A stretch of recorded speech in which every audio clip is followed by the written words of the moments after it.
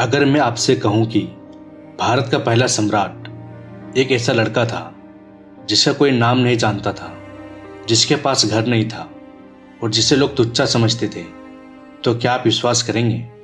लेकिन इतिहास गवाह है, जिस बालक को लोग दासी का पुत्र कहते थे, उसी ने मगध के सबसे शक्तिशाली गद्दी हिला दी।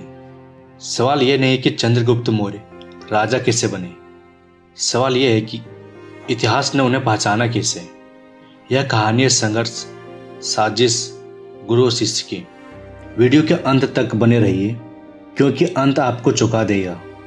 नमस्कार दोस्तों, आज हम बात करेंगे चंद्रगुप्त मौर्य की। यह सिर्फ एक राजा की कहानी नहीं, यह कहानी है अपमान से जन्मी क्रांति की, बुद्धि और बल के मेल की, और भारत को पहली बार एक सूत्र में बांधने की। जब भारत छोटे छोटे राज्यों में बटा था, तब एक व्यक्ति ने सपना देखा, एक अखंड भारत, और उस सपने को सच किया चंद्रगुप्त मौर्य ने। चंद्रगुप्त मौर्य का जन्म आज भी रहस्य है। कुछ ग्रंथ कहते हैं वे मूरा नाम की दासी के पुत्र थे, कुछ कहते हैं वे क्षत्रिय कुल से थे। लेकिन एक बात तय है, उनका बचपन गरीबी और अपमान में बीता। कहा जाता है एक बार बालक चंद्रगुप्त सड़क पर खेल रहा था। वह खेल खेल में राजा बन गया और बाकी बच्चे प्रजा। यही दृश्य देख रहे थे आचार्य चाणक्य। चाणक्य समझ गए यह बालक साधारण नहीं है। आचार्य चाणक्य मगध के राजा धनानंद के दरबार में पहुंचे, लेकिन राजा ने उनका मजाक उड़ाया और दरबार से बाहर निकलवा दिया। अपमान की वह आग इतिहास की सबसे बड़ी क्रांति बन गई। चाणक्य ने प्रतिज्ञा ली, मैं नंद वंश को समाप्त कर दूंगा, और इसी प्रतिज्ञा का अस्त्र बना चंद्रगुप्त मौर्य।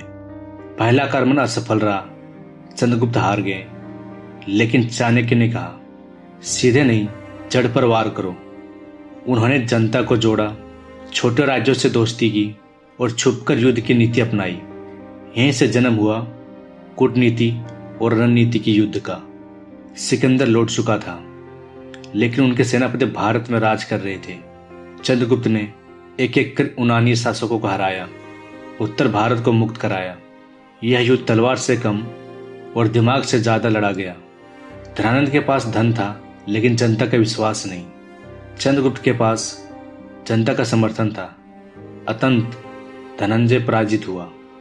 चंद्रगुप्त बने मगध का सम्राट, भारत के पहले सम्राट। अब सत्ता चंद्रगुप्त के हाथ में थी, लेकिन वह ऐश में नहीं डूबे।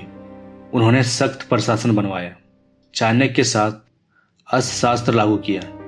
फिर आया सेल्यूकस निकेटर। भयंकर युद्ध के बाद संधि हुई, बेटी का विवाह और विशाल क्षेत्र भारत को मिला। चंद्रगुप्त ने वो कर दिखाया जो कोई नहीं कर सका। अंत में उन्होंने सब कुछ त्याग दिया, राजा बन गया सन्यासी। अगर आपको ऐसी सरल भाषा वाली हिस्ट्रिकल डॉक्यूमेंट्री पसंद है तो लाइक करें, कमेंट करें, मौर्य साम्राज्य सब्सक्राइब करें, ताकि भारत का इतिहास जिंदा रहे। जिसने सत्ता को पाया और फिर उसे छोड़ भी दिया, वही सच्चा महान होता है। चंद्रगुप्त मौर्य एक नाम नहीं, एक युग है। इतिहास वही लिखता है जो डर से नहीं, संकल्प से लड़ता है।